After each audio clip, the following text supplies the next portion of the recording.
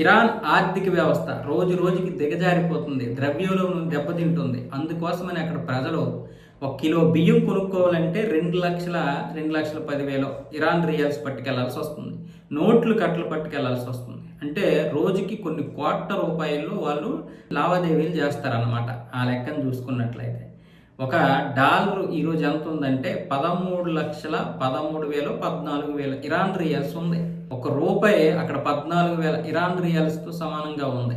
So అలాంటి పరిస్థితికి వచ్చేసింది. అంటే ₹1,00,00,000 నోటు అంటే 10 మిలియన్ల ఇరాన్ రియల్స్ అని నోటు విడుదల చేసింది. ఎందుకంటే ఈ నోట్లు కట్టలు ప్రజలు తీసుకొని వెళ్ళి లావాదేవీలు చేయలేకపోతున్నారు. ఆ ఇబ్బందిని తగ్గించడానికి ఇరాన్ ప్రభుత్వం ఇప్పుడు ఈ ఇరాన్ రియల్స్ నోటును తయారు చేసింది.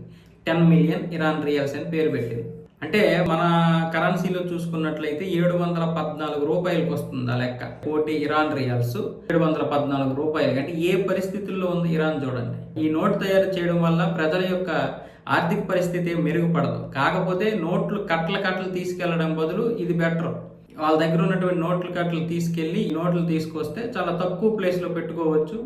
వీటిని జోబులో పెట్టుకొని ఇది చేయొచ్చు. లేదనుకుంటే ఇంతకుముందు మనం చూసాం సోమాలియా అలాంటి దేశాలు ఏ విధంగా అయితే అదే విధంగా అంటే ఒక టీ ₹1,00,00,000 అయిపోయింది అక్కడ.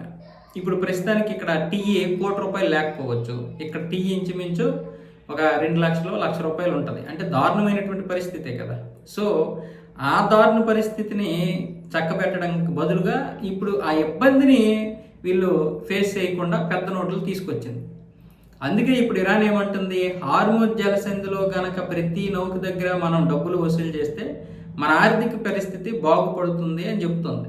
దానివల్ల ఇరాన్ రియాల్స్కి విలువ పెరుగుతుంది.